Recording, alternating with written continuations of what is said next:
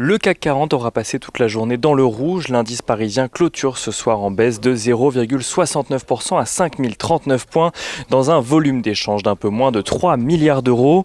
La décision de la Fed hier soir de laisser ses taux inchangés jusqu'en 2023, à moins que l'inflation ne dépasse le seuil des 2% pendant un certain temps, aura laissé la place à la déception des investisseurs tout au long de la séance à Paris, mais également à l'ouverture à Wall Street.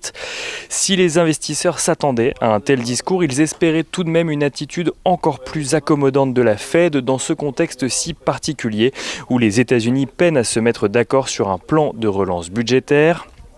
La Fed aura douché leurs espoirs, elle conserve ses rachats d'actifs au rythme actuel de 120 milliards de dollars par mois et ne met pas en place de nouvelles mesures, même si elle confirme observer une attitude accommodante jusqu'à son objectif d'inflation de 2%.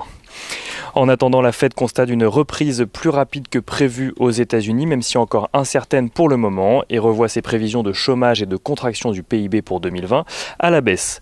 Donald Trump, de son côté, pressurise son parti pour qu'il propose un plan de relance plus ambitieux afin d'obtenir un accord des démocrates au Sénat. Mais la Fed n'était pas la seule banque centrale scrutée aujourd'hui par les investisseurs, même si c'est sûrement celle qui aura eu le plus d'impact sur les marchés. La Banque centrale du Japon et la Banque centrale d'Angleterre ont elles aussi constaté une reprise de la croissance plus rapide que prévu, même si entourée d'incertitudes, et ont maintenu leur politique monétaire inchangée. La Banque d'Angleterre a tout de même précisé qu'elle ne s'interdisait pas d'avoir recours à des taux d'intérêt négatifs dans le futur afin de venir en aide au marché du travail. Du côté des statistiques, à présent, les inscriptions au chômage aux États-Unis diminuent cette semaine pour retomber à 860 000, là où elles atteignaient presque 900 000 la semaine précédente. Et le pétrole, de son côté, repasse au-dessus des 43 $ alors que les membres de l'OPEP+ ont échangé cet après-midi. L'occasion pour l'Arabie Saoudite de hausser le ton vis-à-vis de ses partenaires qui ne respectent pas les restrictions sur la production prévues pour soutenir les cours. Un message adressé en particulier au Nigeria et à l'Irak, régulièrement accusés de dépasser les quotas qui leur sont fixés. On regarde ce qui se passe du côté des valeurs. À présent, Engie veut faire monter les enchères sur l'offre de Veolia pour le rachat de Suez. Suite à la réunion de son conseil d'administration aujourd'hui, l'énergéticien estime que l'offre de Veolia n'est pas acceptable en l'état. Le conseil d'administration d'Engie a demandé à ses dirigeants de discuter avec Veolia afin d'obtenir une amélioration de l'offre, tout en restant ouvert si jamais une offre de Suez venait à arriver dans les prochains jours.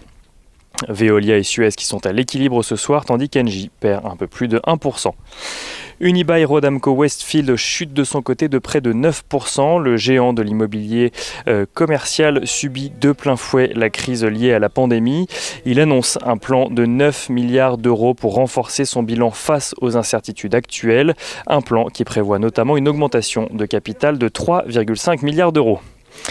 Virbac, de son côté, publie des résultats semestriels nettement supérieurs aux attentes. L'entreprise qui commercialise des produits de santé pour les animaux a même relevé ses objectifs pour 2020.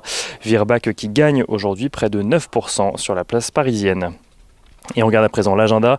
Demain, plusieurs indicateurs sont attendus aux États-Unis pour un vendredi qui sera également celui des 4 sorcières.